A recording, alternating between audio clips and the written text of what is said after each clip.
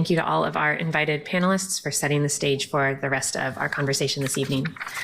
I will note as we move into hearing from members of the public that there are no pre-filed amendments to the Protect Portland Initiative resolution. There are 2 pre-filed amendments to the sanctuary codification ordinance. One of them, pre-filed by Councillor Canal, would add an emergency clause to the ordinance, which would allow it to go into effect upon being voted on and would allow us to vote on it this evening instead of on a second reading in the future. The other, filed by Councillor Smith, would remove the codification of FOIA requests. I believe these are still in the resolution, but they would not be in the codification. And it would add a portion to the codification that would require the city administration to provide an annual report to council summarizing immigration enforcement communication requests and activities and a description of the city's response. We like to make sure folks know what is proposed in advance in case you'd like to testify to it. All right. Council President Pertle Guinea, Vice President Koyama Lane, and councilors. For the record, my name is Alex Friedlinger, and I am the child of immigrants. I am here as a registered lobbyist representing the Coalition of Communities of Color and have been a resident of Portland for over 30 years. I thank the council for proposing this ordinance and resolution and urge you to swiftly codify our city's sanctuary protections. I also acknowledge the powerful testimony I anticipate hearing tonight from the community members, advocates, and attorneys working on the ground. The Trump administration will always act in bad faith, forcing our city into binary choices that leave us morally compromised and materially worse off. Given the nation's bifurcated justice system and erosion of legal norms, it is imperative that we continue to demand greater transparency and accountability from local law enforcement in their management of protests and responses to attacks on our residents. I believe that council is taking measures to address these concerns now. Historically, the city and police bureau leaders have failed to adequately address misuse of force, prosecute offending officers, and implement meaningful accountability processes. This failure has been felt most deeply by Portland's Black community and its survivors and advocates, myself included. The city and police bureau stand at crossroads. How will you resist being drawn into this Kafkaesque crisis and fully embody your oath to serve and protect? A core question remains: protect what and serve whom?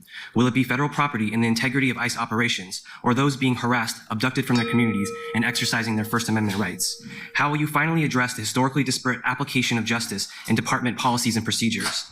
While the mayor and chief of police intend to exercise restraint, resist federal demands, and protect our rights, further effort is required to build community trust. We must devote resources to deconstructing any existing blue walls of silence, with the Bureau meaningfully extending the practice of "we protect our own" to all residents of the city. Thank you for your time. Thank you. Oh, should I go ahead? Okay. Good evening, Council. My name is Jamie Partridge. I'm a member of the National Association of Letter Carriers, Branch 82, and a resident of District 2. My union has declared itself a sanctuary union, and we voted to support the codification of our sanctuary city status. Just a line from our resolution: we declare ourselves a sanctuary union that will protect the rights and safety of all our members, their families, and the communities we proudly serve, regardless of one's immigration status. We will not voluntarily cooperate with federal agents in the arrest, prosecution, or attempted deportation of our members, their families, or our community members. We, as letter carriers, will immediately report ICE, DHS, or Customs and Border Patrol presence when we see it to the Portland Immigrant Rights Coalition hotline, 888-622-1510. As you know, mail carriers are on every street every day. So we're a big set of eyes and ears. City workers are also on many streets and public places every day. We encourage the council to add to this ordinance to train and direct city workers to recognize and report any ICE, CPB, DHS presence to the Portland Immigrant Rights Coalition. And again, we urge the council to vote yes to codify our sanctuary city status. Thank you.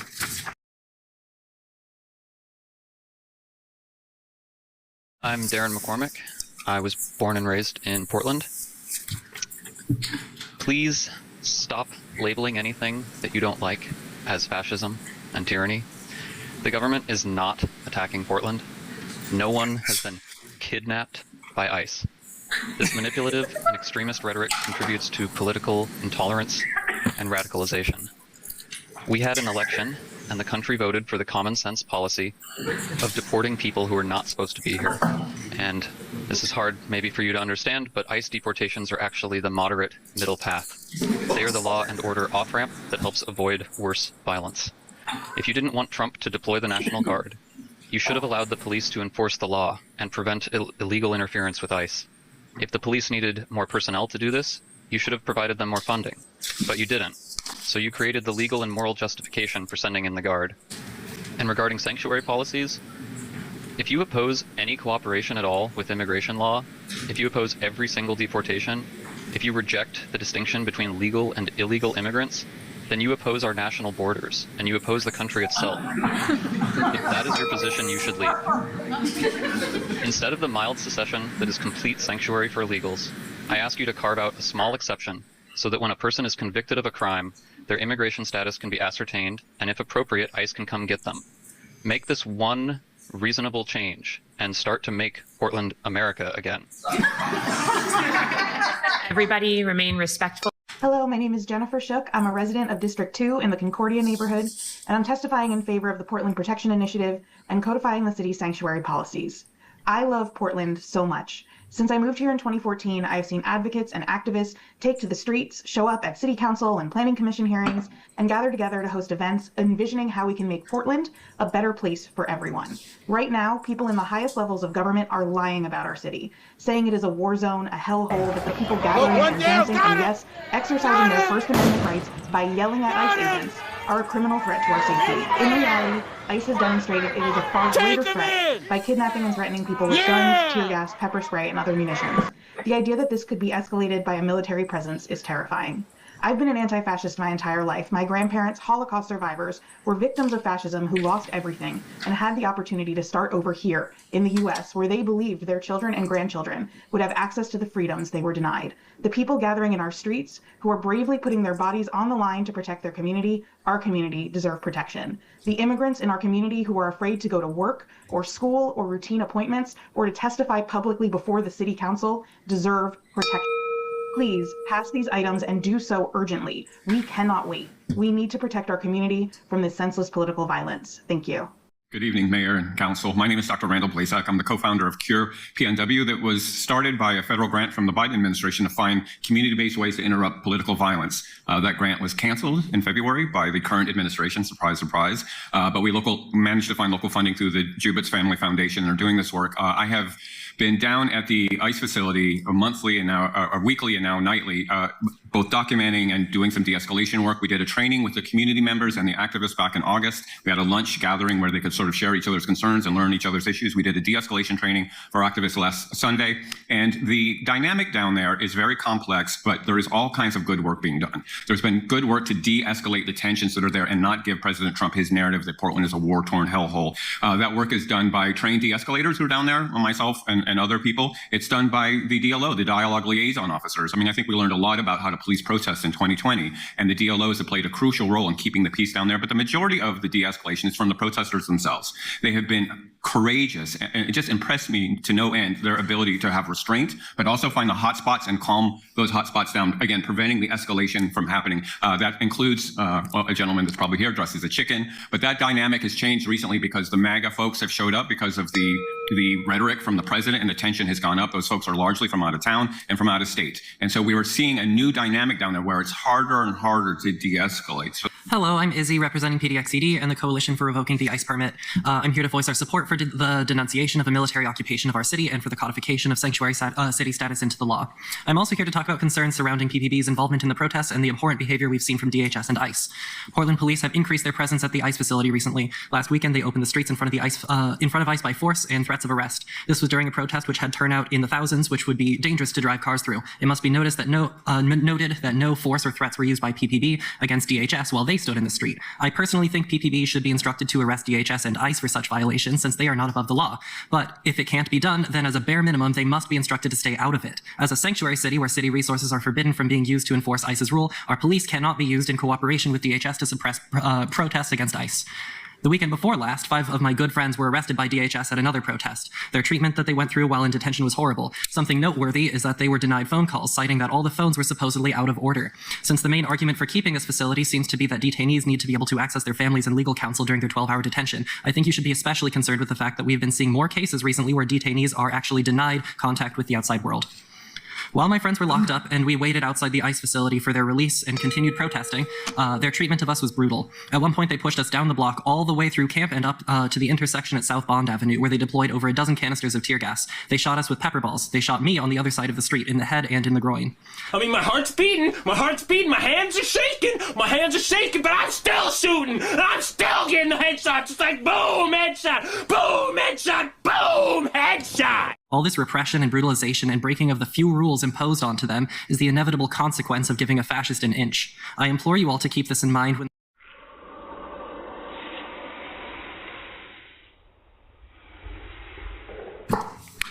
Hello, community members. My name is Dr. Matt Levine, and I'm an activist, academic, and facilitator who specializes in intersectional racial justice.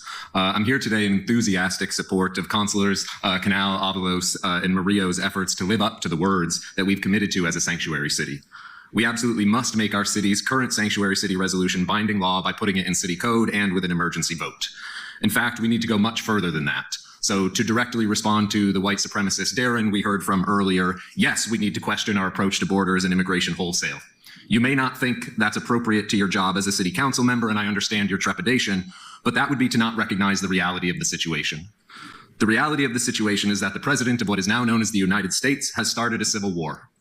And our city, what's now known as Portland, is one of the first battlefields of that civil war, along with what's now known as LA, DC, Chicago. And remember, that civil war was started because there is no limit to what the current administration will do to wage war against Latinx communities, Black and Brown communities, people who speak Spanish, and people who work certain jobs. To think about that wholesale reframe of borders and immigration, please remember that this city we love is actually the nexus of rightful, ancestral, occupied lands of Tualatin Kalapuya peoples, Multnomah peoples, Cowlitz peoples, and more indigenous peoples of the lower Columbia River. Put simply, a government that was created by people coming to a land to which they weren't invited, who committed genocide upon arrival, have no right whatsoever to say that others are not allowed to cross the imaginary lines that genocidal government imposed. Furthermore, Mexican people and Chicano communities have much more of a right to be here than any white people from Europe.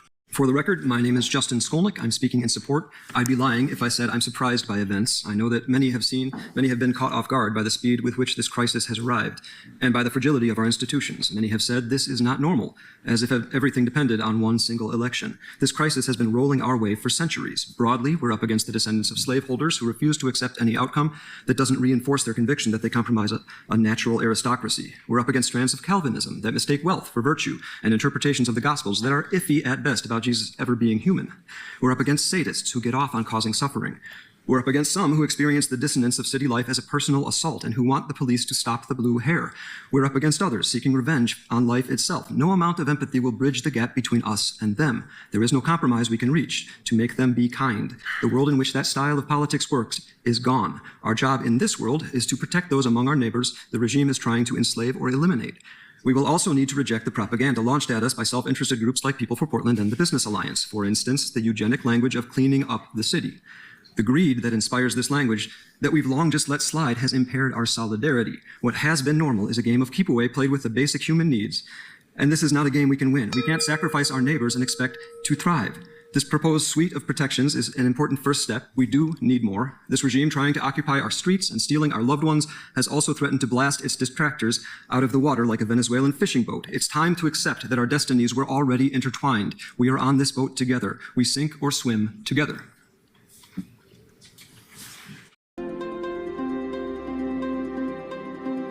Hi, for the record, my name is Aiden Summers. I'm a registered lobbyist for the Portland chapter of the Democratic Socialists of America. We fully support both the the resolution and the ordinance put forward, especially with the emergency amendment to pass this tonight. By popular demand, I'm back. Well, 108,000 people in Oregon. Immigrants at risk. What are you going to do about it? We have a problem.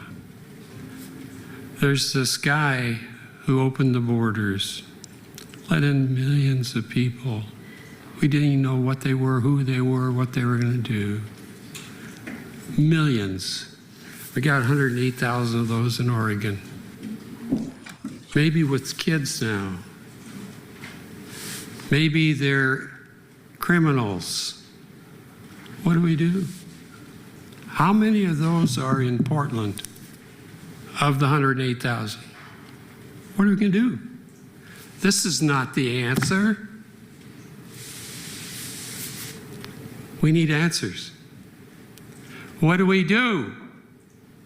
So Green, are you in the queue to debate this resolution? Yeah, I'll keep my comments very brief.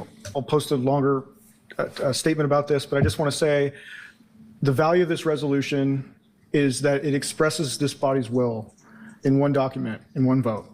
And I'm very grateful to have a mayor who has led with the same values that I see in the resolution, but we may not always have a mayor that's like that. And so the ability of this resolution here today is to lay our values down here on the table and say this is who we are as a city. It's never been more urgent to denounce this administration and its attempts to use our city as a site of increased fascism. I'm personally going to also denounce a number of the comments I heard tonight saying that we need ICE in our community and that ICE is somehow a compromised position. We'll never compromise on that. That's where I stand on that. Thanks. While the mayor and chief of police intend to exercise restraint, resist federal demands, and protect our rights, further effort is required to build community trust. We must devote resources to deconstructing any existing blue walls of silence, with the Bureau meaningfully extending the practice of "we protect our own" to No amount of empathy will bridge the gap between us and them. There is no compromise we can reach to make them be kind. To de-escalate the tensions that are there and not give President Trump his narrative that Portland is a war-torn hellhole. The reality of the situation is that the president of what is now known as the United States has started a civil war.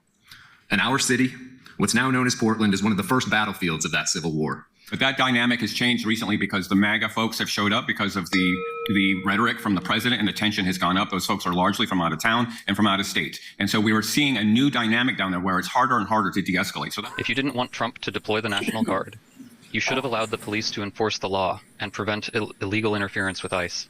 If the police needed more personnel to do this, you should have provided them more funding. But you didn't. So you created the legal and moral justification for sending in the Guard.